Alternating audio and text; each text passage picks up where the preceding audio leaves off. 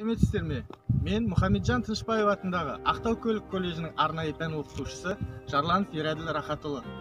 Бүгін біз колледжіміздің әлеуметтік серіктесі Казкор Транссервис мекемесінің локомотив жөндеу депосындамыз.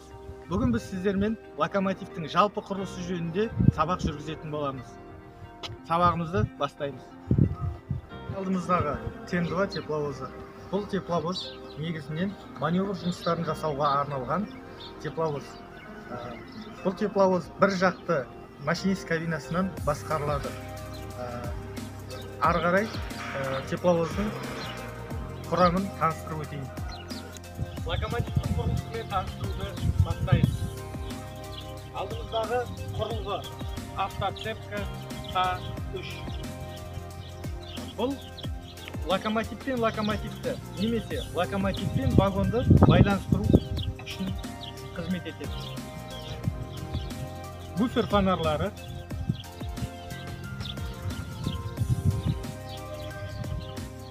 тепловоз арбашығы, тепловоздың рамасы, буксы тораптары, рессорлы аспа, тежеу цилиндрі, жанар-жағармай бағы. Ары қарай тепловоздың дизель агрегаты және машинист кабинасының құрылысымен танысатын боламыз. Біз қазір локомотив машинист кабинасындамыз. Бұл жерде негізгі машинист контролері, жылдамдық өлшеу құрылғысы, локомотивті басқару және бақылау приборлары, дежурный диспетчерлермен байланыс үшін радиостанция құрылғысы, машинист краны 395, кран машинисті 254, локомотив бағдаршамы және асу ЭДТ бақылау құрылғысы. ЭПК 150 құрылғысы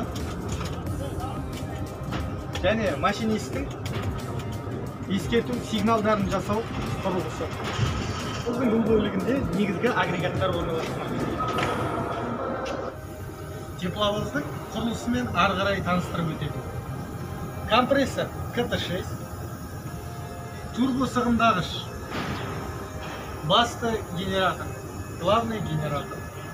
Тепловозда Д50 дизелі орналасқан. Ары қарай таныстырып өтейін.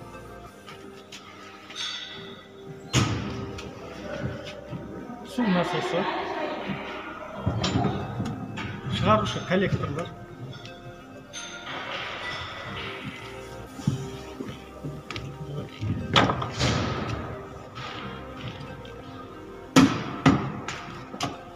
жанар-жағармай насостары, дизель негізгі блогі, төменгі бөлігінде дизельдің картерлі люктері,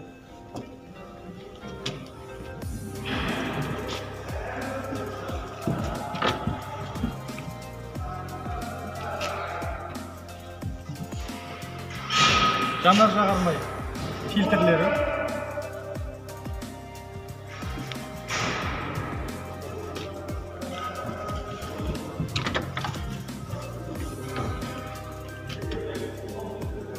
және де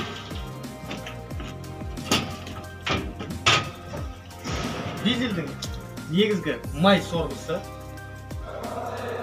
отын сорғысының қозғалтқышы, дизельдің крышкалары және де қосымша агрегаттар орналасқан. Ары қарай локомотивтің тоңазыту камерасына таныстырып өтейін.